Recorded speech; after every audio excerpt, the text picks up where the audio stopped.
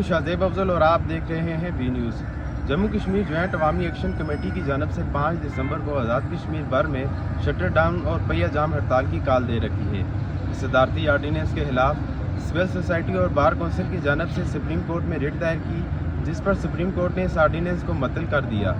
जिसके बाद bar council के वाइस चेयरमैन ने प्रेस कॉन्फ्रेंस करते हुए कहा, क्योंकि अब इसमें सुप्रीम कोर्ट ने इस आर्डीनेंस को मुअत्तल कर दिया है, अगर इसके बाद एहतजाज किया जाएगा तो वो तौहीन अदालत के मुर्तकिब होंगे। दूसरी जानब Jammu Kashmir joint Awami action committee के मेंबर शौकत नवाज मीर ने प्रेस कॉन्फ्रेंस करते हुए कहा कि वो 5 दिसंबर की एहतजाज की कॉल को आन रखेंगे, और उन्होंने कहा कि क्योंकि अब ये आर्डीनेंस मुअत्तल हो गया है तो जो लोग इस आर्डीनेंस के तहत गिरफ्तार किए गए थे सबसे पहले उनको रिहा किया जाए।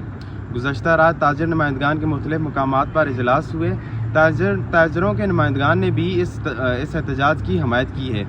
इसके अलावा ट्रांसपोर्ट यूनियन के गुज़श्ता दिनों वज़ीर-ए-आज़म के साथ मुलाकातों के बाद अभी तक ट्रांसपोर्ट यूनियन की जानब से कोई बयान सामने नहीं आया कि क्या वो 5 दिसंबर के एहतजाज में शामिल हो रहे हैं या नहीं, जबकि Jammu Kashmir joint Awami action committee की जानब से ये मौक़िफ़ अपनाया जा रहा है क्योंकि उन्होंने 23 जनवरी को लॉन्ग मार्च की कॉल दे रखी है। ये आर्डीनेंस इसीलिए लाया गया ताकि वो लॉन्ग मार्च ना किया जा सके। लॉन्ग मार्च में अपने मुतालबात की मंजूरी के साथ साथ नए मुतालबात भी शामिल हैं, जिसमें मुफ्त सेहत, मुफ्त तालीम, नौजवानों के लिए रोज़गार और इंटरनेशनल एयरपोर्ट की भी डिमांड की है। इसके अलावा माहिरीन का ये कहना है क्योंकि इस बार मुफ्त तालीम और मुफ्त सेहत की बात की जा रही है तो इस बार अच्छा ये ज़ाहिर किया जा रहा है पहले से ज़्यादा नौजवानों की तादाद इस एहतजाज में भी शामिल होगी।